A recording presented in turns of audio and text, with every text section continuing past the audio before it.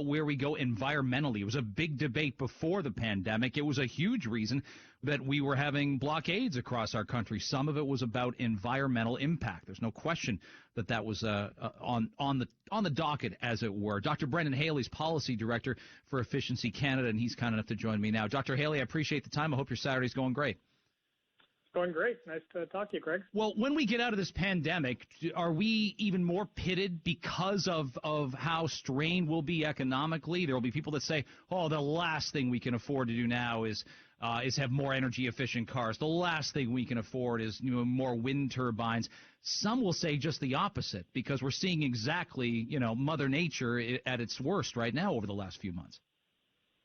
That's a great question. I think it's up to us. I think one thing that's come into clearer focus with the pandemic we're all living through now is that we're quite vulnerable to these environmental shocks, and climate change is one of those things. Climate change will bring extreme weather. It increases our risk of infectious diseases. So I think there's more concern about health, about resilience, which might spur us to take action on climate change. But the other reason we need to take action on climate change is because, we've got 30% unemployment, real unemployment as a result of this, and we're going to have to build a very different type of economy, almost like we had to do in the post-war situation. And if you want a new area of investment and innovation that I think can sustain jobs and productivity for the next couple of decades,